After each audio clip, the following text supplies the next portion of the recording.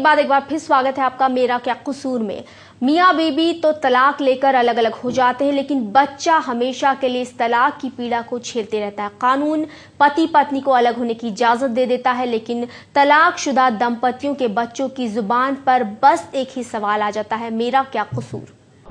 काश ऐसा होता मैं पैदा ना होता। शादी से कभी एक हुई दो जिंदगियों को तलाक फिर से अलग होने का अधिकार तो दे देता है, लेकिन रिश्ते के टूटने से पहले अस्तित्व में आए उस बच्चे को कुछ ऐसा ही सोचने के लिए मजबूर भी कर देता है, जो हर बच्चे की तरह अपने माँ बाप का प्यार एक साथ पाना चाहता है, मगर जानता है कि उसकी किस्मत में ये प्यार किश्तों में लिखा है। माँ की डांट है तो पापा का लाड़ पाने को वो तरसता है, और अगर पापा का साथ है तो माँ की ममता को वो बेहद मिस करता है। वक्त के साथ उसका कद तो बढ़ने लगता है, लेकिन आंखों में मासूम सवालों का मेला हमेशा लगा रहता है। भले ही उसके पास जीने के लिए हर जरूरी सुविधा हो, लेकिन घर हर पल किसी खालीपन का एहसास कराता है। अकेला रहना अच्छा लगता है, स्वभाव से जिद्दी और बात बात में चिड़चिड़ाने लगता है। लेकिन तलाक लेने वाले माँ बाप को कभी इस बात का एहसास होता है? हर छोटी छोटी बात पर हंसने वाला, किसी भी चीज को पाने के लिए बात बात पर मचल उठने वाला बच्चा इन हालात में उम्र से पहले ही बड़ा हो जाता है। तलाक के नाम से मुंह सिकोड़ने वाला समाज बार बार ऐसे बच्चे के आत्मविश्वास पर चोट भी करता है। इसी तरह से ये बचपन अपने बड़ों की गलती का खामियाजा पूरी जिंदगी ढोता रहता है। सच है कि किसी भी बच्चे के संपूर्ण स्वस्थ विकास के लिए माँ और बाप दोनों का प्यार जरूरी है। इस बात से भी इनकार नहीं कि साथ रहना अगर दूभर हो जाए तो पति और पत्नी के लिए अलग अलग रहना ही बेहतर है। सरकार ने भी कानून में संशोधन कर तलाक लेना आसान जरूर बना दिया हो, लेकिन इस मासूम के सवाल का किसी के पास कोई जवाब है? जो अपने तलाक लेने वाले माँ बाप कानून और समाज से सिर्फ इतना ही पूछ रहा है कि बताओ मेरा कसूर क्या है। सहयोगी आराधना पांडे के साथ प्राची, टोटल टीवी, दिल्ली। नीलेश जी, क्या लगता है आपको, जिस तरह से दो माँ बाप को पूरी तरह से परमिशन दी गई है, रिश्ता तोड़ने के लिए खुली आज़ादी दी गई है, अगर ये कंपल्शन कर दिया जाए कि आपको इस तरह की कोई आज़ादी नहीं है, तो क्या परिस्थितियां बनेगी दोनों को? क्योंकि मजबूरी है, पता है कि हम अलग नहीं हो सकते, तब किस तरह की मानसिक स्थिति होगी? देखिए पल्लवी, एक तो ये बड़ी हाइपोथेटिकल सिचुएशन है, लेकिन इसमें कई बार ऐसी सिचुएशन आ जाती कि when a consultant, a professional himself advises कि it is better you should be separated, लेकिन उसका लेवल, उसकी थ्रेशोल्ड क्या है, वो हर एक कपल के लिए अलग अलग होती है। और एकदम से ऐसा लॉ में डाल देना कि किसी भी कीमत पे, किसी भी सूरत में हस्बैंड वाइफ अलग नहीं हो सकते, तो I think that will lead to some other circumstances. Maybe violence बढ़ जाएगी, डोमेस्टिक वायलेंस का रूप लेगा, जो उनका बीच का फ्रस्ट्रेशन होगा। और आई थिंक इतना रिजिड होने की लॉ को जरूरत नहीं है। थोड़ा सा इसमें जो खामियाजा तो बच्चा ही भुगतता है। जिस तरह से आपने कहा रिजिड होने की जरूरत नहीं है, कहीं ना कहीं लोग अपनी मर्जी से शादी करते हैं। आजकल तो पहले ये होता था कि फोटोग्राफ्स तक नहीं देखे जाते थे, लेकिन आजकल बड़े सोच समझ के, विचार विमर्श के बाद लोग घूम फिर करके आते हैं, उसके बाद शादी होती है। हाँ, इसमें मैं ये जरूर कहना चाहूंगा कि एक बच्चे के फ्यूचर राइट्स को गवर्नमेंट को और ध्यान में रखना चाहिए। अगर आप लॉ को फ्लेक्सिबल कर रहे हैं कि डिवोर्स इजीली हो जाए, तो आपको ये भी ध्यान देना चाहिए और इसको स्ट्रेंथन करना चाहिए कि जो एक बच्चा है उसके लीगल राइट्स, उसकी प्रॉपर्टी में राइट्स, उसको आप कैसे इंश्योर कर पाएंगे। क्योंकि ऐसा इजी नहीं हो सकता कि आप एक बच्चे को जन्म दें, उसको कुछ दिन आप पालें और फिर ये कहें कि इस बच्चे को सिर्फ धूप मिलेगी, पानी नहीं मिलेगा, माँ मिलेगी, बाप नहीं मिलेगा। It's not possible. तो we have to really understand, अगर हम फ्लेक्सिबल कर रहे हैं लॉ को, तो दूसरी तरफ इस चीज को और स्ट्रेंथन करना चाहिए कि एक बच्चे के राइट्स को हम कैसे प्रिजर्व कर सकते हैं। जी राजीव जी, आपसे जानेंगे कि किस तरह से बच्चों के अधिकारों के लिए कानून में को थोड़ा सख्त किया जा सकता है, क्योंकि जिस तरह से माँ बाप को तो आज़ादी मिल गई है कि आप अपना रिश्ता तोड़ सकते हैं, लेकिन बच्चों के लिए क्या कुछ कानून में बदलाव की जरूरत है? बिल्कुल, मैं समझता हूँ, जहाँ तक मैं कानून की बात करूँ, अपने सब्जेक्ट मैटर की बात करूँ, हिंदू मैरिज एक्ट में या हमारे जितने भी सिविल लॉज एप्लीकेबल हैं, चाहे भले ही वो गार्जियनशिप एक्ट हो, चाहे वो मेंटेनेंस एक्ट हो, लॉ में ऐसा कुछ स्पेसिफिक रिजिड कुछ नहीं लिखा कि जो बच्चों के राइट्स को इंश्योर करता हो। बच्चों के राइट्स सिर्फ यहाँ तक इंश्योर, उनके वेलफेयर इंश्योर हो रखा है। जो लॉ की बात करें तो सेक्शन 24 हिंदू मैरिज एक्ट में एलुमनी अमाउंट है, वो कंपनसेशन से रिलेटेड है।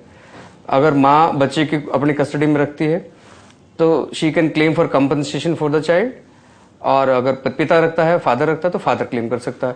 और अगर गार्जियनशिप की बात करें तो गार्जियनशिप के लिए जो भी बायोलॉजिकल फादर है या बायोलॉजिकल पेरेंट्स में फादर या मदर है तो they can claim for the custody of the child. और जहां तक उनके सिर्फ राइट्स वाली बात है तो राइट्स को सिर्फ आप कंपनसेशन तक ही है, बाकी इस तरह के आप समझे कि माँ बाप को इकट्ठा रख सकता है एक बच्चा, ऐसा कोई कानून बने, मैं समझता हूँ तो ये पॉसिबल नहीं है, प्रैक्टिकली फिजिबल नहीं है जी नीलेश जी। लेकिन कहीं ना कहीं ऐसा होता है, कुछ माँ बाप ऐसे होते हैं कि बच्चे की वजह से करीब आ जाते हैं और उनका जो रिश्ता है वो बच जाता है।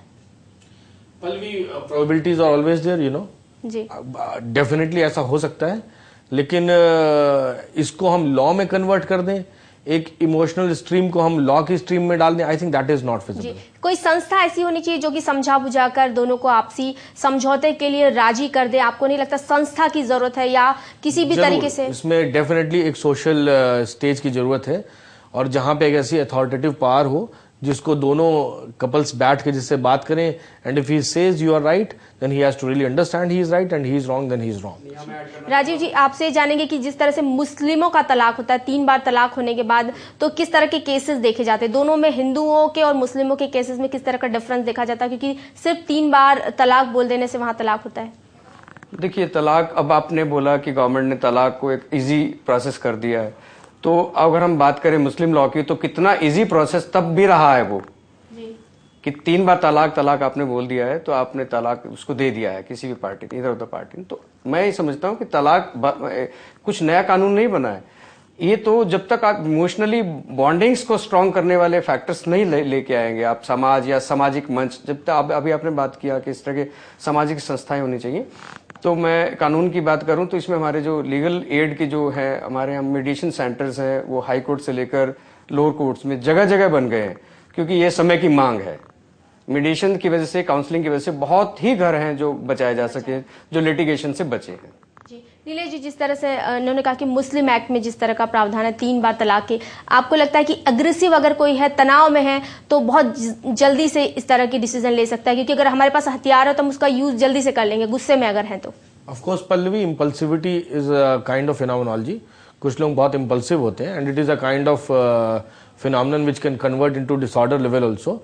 तो इम्पल्सिव लोग डेफिनेटली 3 बार तलाक बोलने में सोचेंगे नहीं, बाद में भले ही वो रिग्रेट करें इस चीज को कि उन्होंने गलत डिसीजन लिया, गलत बोला, तो इतना इजी तो डेफिनेटली नहीं होना चाहिए। जी राजीव जी, किस तरह के जो केसेस आपके पास, आपने बहुत सारे केसेस देखे होंगे तलाक के, क्या क्या मेन वजह रहती है जिसकी वजह से ईगो प्रॉब्लम या पैसे की कमी या जो भी जिस तरह की किस तरह की परेशानियां लोगों की आपने देखी है?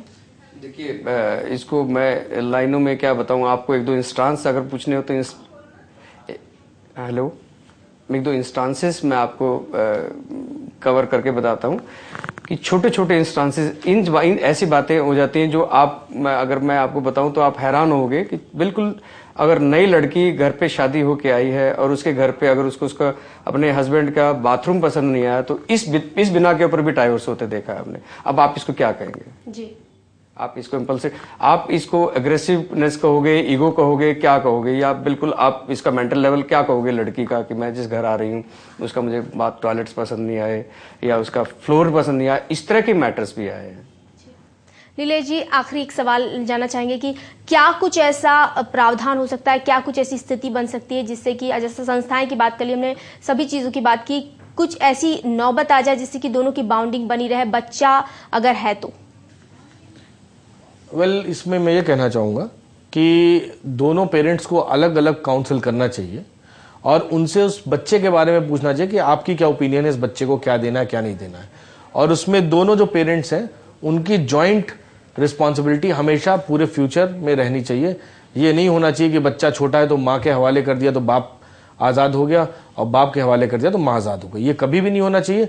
वो एक ऐसी चीज़ है जिसको दोनों ने मिलकर पैदा किया है, तो definitely whole of the life दोनों की रिस्पॉन्सिबिलिटी बच्चे के लिए रहनी चाहिए। ऐसी कोई भी चीज़ नहीं आनी चाहिए जिससे कि एक पेरेंट कोई भी आज़ाद हो पाए। जी राजीव जी और नीलेश जी, आपका बहुत बहुत शुक्रिया, आप इस प्रोग्राम में इतनी सारी जानकारियाँ दी। तो आपने देखा कि किस तरह से एक मासूम बच्चे को अकेला छोड़ दिया जाता है माँ बाप की वजह से, छोटी छोटी परेशानियों की वजह से, माँ बाप के ईगो की वजह से, माँ बाप के एक डिसीजन की वजह से बच्चा मासूम अकेला रह जाता है। फिलहाल इस विशेष में इतना ही, मुझे दीजिए इजाजत, नमस्कार।